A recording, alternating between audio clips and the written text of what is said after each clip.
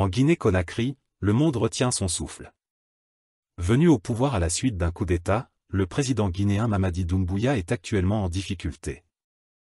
À l'approche de la fin de transition prévue pour le 31 décembre 2024, l'actuel président guinéen et son équipe installée au pouvoir à la suite d'un coup d'État contre l'ex-président guinéen Alpha Condé, essaient de gagner du temps.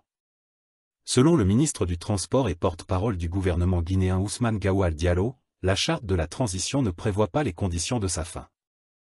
Cependant, le document mentionne la refondation de l'État et cette phase est en cours.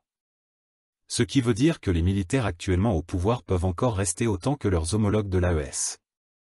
À ce que nous sachions, la Guinée du président Mamadi Doumbouya n'est pas attaquée par les djihadistes comme les pays de l'AES. Mais juridiquement ou moralement cela est-il possible? Pour le moment nous ne sommes pas en mesure de vous le dire, seule la population guinéenne et la classe politique guinéenne seront capables de se prononcer à l'approche du 31 décembre 2024, date de la fin de la transition guinéenne. Comme nous l'aurons tous remarqué, le vrai problème de l'Afrique, c'est que nous ne respectons pas nos propres textes que nous avons nous-mêmes écrits et adoptés.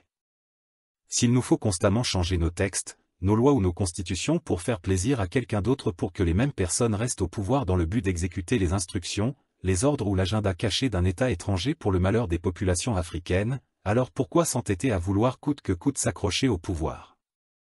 Et plus tard, ce sont les mêmes qui viendront nous parler de morale et de panafricanisme après qu'ils auraient perdu le pouvoir. Par ailleurs, nous avons tous le don de copier les autres, ce que nous trouvons normal si nous ne pouvons pas ou n'avons pas les moyens de le faire par nos propres capacités. Mais de grâce, copions les bons exemples, comme ceux de la Chine et non ceux des pays en déclin. Car nous savons tous comment ces derniers se sont développés.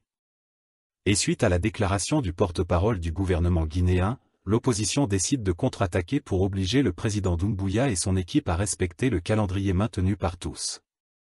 Si le président actuel veut se présenter comme candidat à la prochaine présidentielle, quoi de plus normal pour un citoyen guinéen si la Constitution le lui permet? Et cela reviendra alors aux Guinéens de faire leur choix.